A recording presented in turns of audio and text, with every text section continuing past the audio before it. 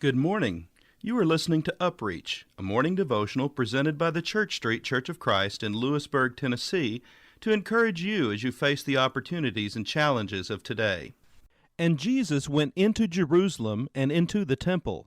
So when he had looked around at all things, as the hour was already late, he went out to Bethany with the 12.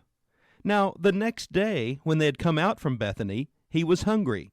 And seeing from afar a fig tree having leaves, he went to see if perhaps he would find something on it.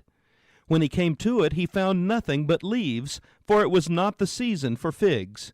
In response, Jesus said to it, "Let no one eat fruit from you ever again." And his disciples heard it. So they came to Jerusalem. Then Jesus went into the temple and began to drive out those who bought and sold in the temple, and overturned the tables of the money changers and the seats of those who sold doves. And he would not allow anyone to carry wares through the temple. Then he taught, saying to them, "Is it not written, 'My house shall be called a house of prayer for all nations'? But you have made it a den of thieves." And the scribes and chief priests heard it, and sought how they might destroy him. For they feared him, because all the people were astonished at his teaching. When evening had come, he went out of the city. Mark chapter 11, verses 11 through 19. I never cease to be amazed at the confidence, the boldness, and the power publicly demonstrated by Jesus near the end of his life on earth. Even when knowing that the religious leaders were seeking to kill him, Jesus never laid low or hesitated in any way to fulfill the will of his Father. Can you imagine the great outrage that was stirred when he made this trek through the temple, upsetting the daily routines and practices? Once again, consider the following words from God is No Fool by Lois Cheney. Who was Jesus? He was a very brave person. Mark, who deals mainly with the actions of Jesus, tells us that one day Jesus walked through the temple. He didn't say anything, and when he had looked round at everything, as it was already late, he went out to Bethany with the 12.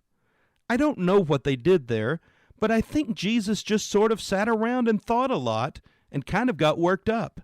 The next time he came to the temple, he began to cast out them that sold and bought in the temple, and overthrew the tables of the money changers and the seats of them that sold doves, and would not suffer that any man should carry any vessel through the temple.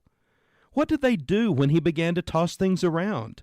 I like the picture of birds flapping everywhere, money spinning and disappearing, robes flopping around hustling ankles. He knew what was coming. He walked up and into Jerusalem just like that. A couple of nights before, he sat on a hill and looked at that city. I expect he prayed, too. He saw the whole thing coming, and he walked right into it, just like that. The high priest asked him, and he said unto him, "Art thou the Christ, the Son of the Blessed?" And Jesus said, "I am." And when he said that, he set in motion his trial and death. According to Mark, this is the only time he actually said it. And saying it, he set up his death. He knew what he was doing, and he did it, and he chose to do it of his own will. What about you today? Are you willing to follow the example of Jesus and boldly stand up for your convictions? Are you willing to follow him, even to the point of willingly laying down your life? This has been UpReach, a presentation of the Church Street Church of Christ in Lewisburg, Tennessee.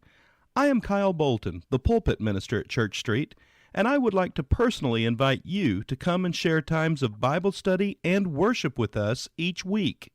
We meet every Sunday at 9 o'clock a.m. for our morning worship, followed by our Sunday school for all ages at 10:15 a.m.